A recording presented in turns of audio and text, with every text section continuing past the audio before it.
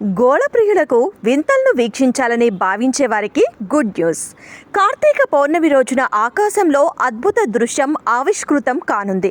అంటే నవంబర్ 5న ఆకాశంలో చంద్రుడు సాధారణం కంటే పెద్దగా మరింత ప్రకాశవంతంగా కనిపించనున్నాడు.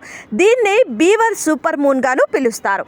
ఈ సూపర్ అరుదైన ఖగోళ దృశ్యయుగం కాగా పౌర్ణమి సమయంలో చంద్రుడు తన కక్షలోనే తిరుగుతూ భూమికి అత్యంత దగ్గరగా చేరడంతో ఈ అద్భుత దృశ్యం ఏర్పడుతుంది. గతంలో ఇలాంటి అదృశ్యం చైనాలోని చెంగ్డూలోని లాంగ్వాన్ పర్వత ప్రాంతంలో ఈ దృశ్యం కనిపించింది. ఈసారి భూమికి చంద్రుడు మరింత దగ్గరగా ఉంటాడు. చల్లని శరదృతువు రాత్రిలో మరింత ప్రకాశవంతంగా ప్రకాశిస్తాడు. ఈ సూపర్ మూన్ ఈ ఏడాదిలో ఏర్పడనున్న 3 సూపర్ మూన్లలో రెండోది. ఉత్తర అమెరికాలోని స్థానిక తెగల నుండి బీవర్ సూపర్ మూన్గా పేరు వచ్చింది. బీవర్లు శీతాకాలంలో గృహాలను నిర్మించి నదుల్ని గడ్డకట్టే ముందు వేటగాళ్లు ఉచ్చులు వేసే సీజన్ని ఇది సూచిస్తుంది.